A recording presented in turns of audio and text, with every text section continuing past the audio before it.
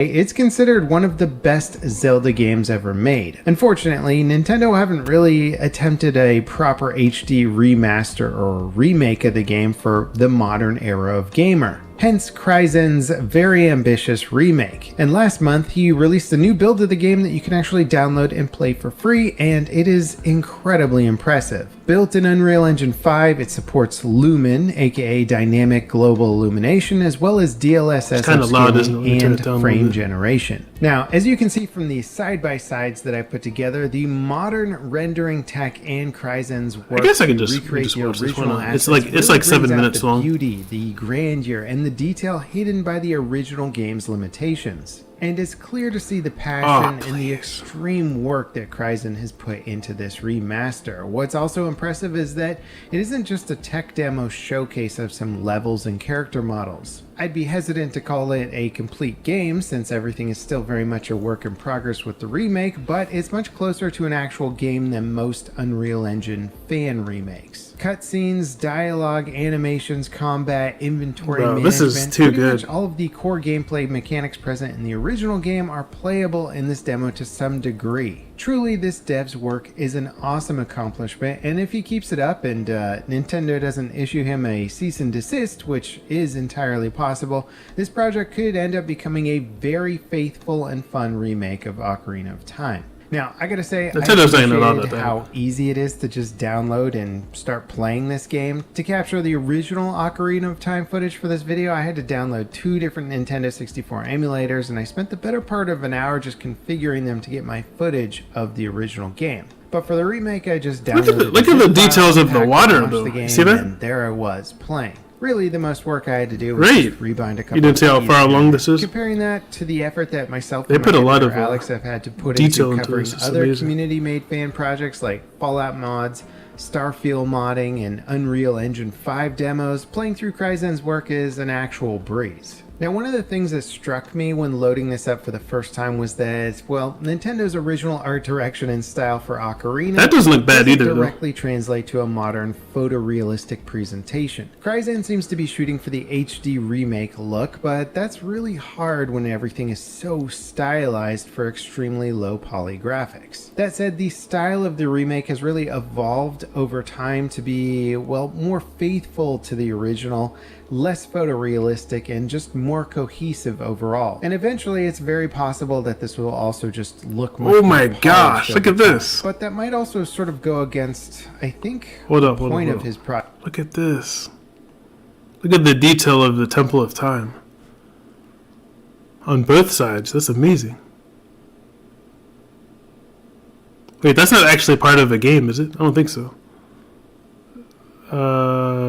But that might also sort of go against, I think, the point of his project. That's to make just the incredible. classic Look at game this, look though. as visually impressive as possible and not just a stylized update. Most developers would just take the original game and translate its assets as faithfully as possible with modern tech to throw on some pretty lighting and post-processing. But it seems like Kryzen's goal isn't just to remaster the original game one for one, he's also embellishing areas like the Lost Woods to give them more vibrant backgrounds, more areas to explore, and a more interconnected feeling. I get the feeling that he's taking the nostalgia-fueled memory of what he remembers the game being and sort of updating it to fit that vision as an adult. It's very impressive and a huge amount of work. So much so that I actually have a hard time imagining him actually finishing the project, whereas if he had just imported look at Goron City! A few visual here and there, it probably could have been completed much quicker. And as good as Kryzen's work looks, it also does have some rough spots, like textures that were clearly distorted and stretched to cover larger nobody areas cares. than Nobody intended. cares. The character models have a weird, realistic anime look to them that doesn't Nobody totally cares. fit the Nobody game's cares. more realistic lighting and texture work. And I also ran into some technical issues like bugs that broke movement controls. And one of the less faithful adaptations from the original game is the use of modern controls that let you play with, well, a mouse and keyboard, which of course makes tons of sense, but in other ways it also sort of trivializes some of the combat compared to playing with the I'll gladly take lets you move imperfections. Like, trust me, like nobody cares about that. Movement, and while it has seemingly small consequences consequences, the result can be quite annoying, like the camera being so close to the ground by default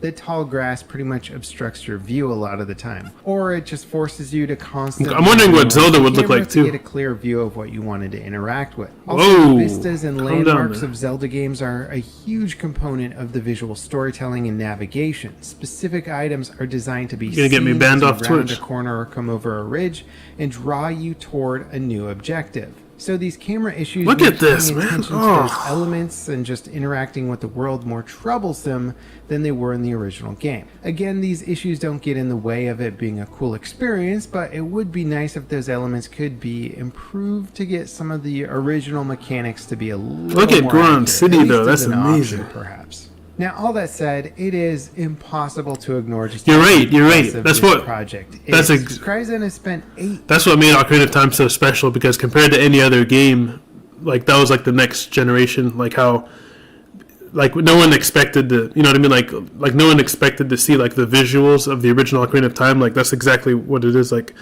this is how I saw Ocarina of Time as a kid, 100%. And I agree with you 100%.